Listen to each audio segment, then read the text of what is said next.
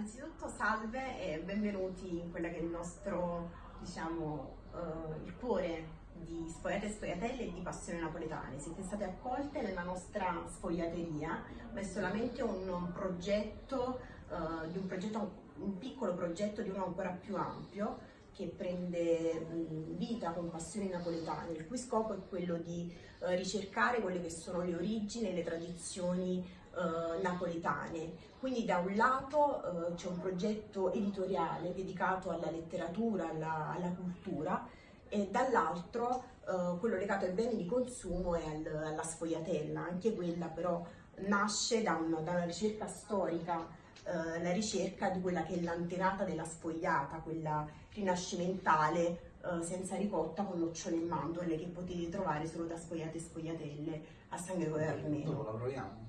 Certamente, assolutamente. Alcuni di voi mi pare che già l'hanno provata e l'hanno apprezzata. Abbiamo gradito molto, grazie. Si tratta quindi di una vera e propria specialità che potete trovare solo qui, accanto sempre a quella classica, per non tradire comunque chi ama la tradizione di ricotta e semola.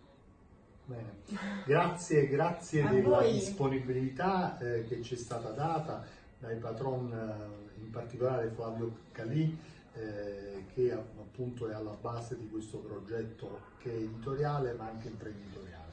Siamo nel cuore di Napoli, siamo nella via simbolica del Natale, siamo a via San Gregorio Armeno, siamo contornati di pastori, siamo contornati di dolci natalizi, non poteva essere location migliore quella per presentare Incanto di Natale, che vede la presenza di un trio.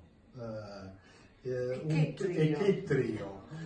Perché vede la presenza di un noto scrittore di ricette, giornalista del mattino come Alfonso Sarri, ma di un oramai, anche possiamo dire, di Andrea De Simone, che anche lui oramai con il suo libro sulla cipolla ramata di Montoro, anche lui sull'enogastronomia ha avuto modo di cimentarsi e di raccontare una serie di ricette legate ai due territori che gli sono più cari, appunto la sua zona, che è quella là di Montoro.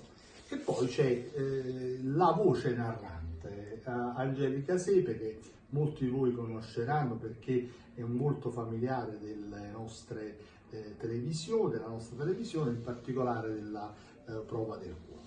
E poi c'è Tonino Scala, che essendo compagno di, non possiamo dire di merenda perché No, anche di merenda, di Andrea De Simone, ma in questo caso non è nella sua veste politica, ma anche di scrittore in giro per il mondo, in giro per raccontare appunto attraverso romanzi, tra cui mi diceva un romanzo che avete testé. Possiamo anche darla questa notizia, possiamo diamola, sì, darla come anteprima. diamo.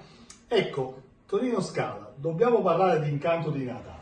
Però diamola questa chicca, che cosa avverrà a gennaio rispetto a due noti esponenti di quella che è la nostra letteratura, come Pablo Neruda per esempio? Cosa avverrà? Avverrà che il mio caro amico e compagno di merenda, anche se quando noi mangiamo, più che mangiare la merenda, a noi piacciono molto i primi, quindi ci soffermiamo soprattutto su quello che è patrimonio dell'umanità, che è la cipolla ramata di Montoro. Questi due matti hanno deciso di scrivere un romanzo che parte da un fatto vero.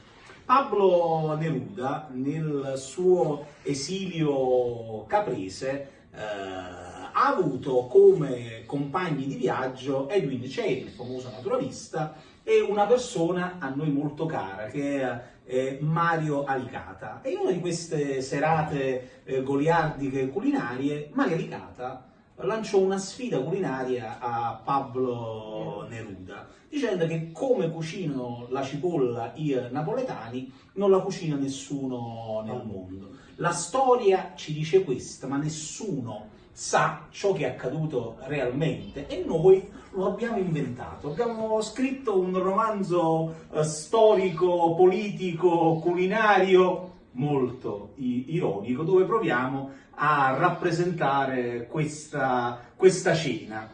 E lo facciamo con personaggi veri, ma questo arriverà da qui a poco con il libro. Scopriremo. Il mio animo giornalistico non poteva che cercare lo scoop, e lo scoop di questa sera è questo. Valorizzeremo il poeta buongustaio. Va bene, bellissimo. Però ritorniamo al libro che è poi oggetto di stasera della nostra presentazione, perciò direi di dare subito la parola alla parte più, diciamo così, che ha raccontato le ricette per quanto riguarda, che mi sembra che sia Andrea che si è occupato di questo.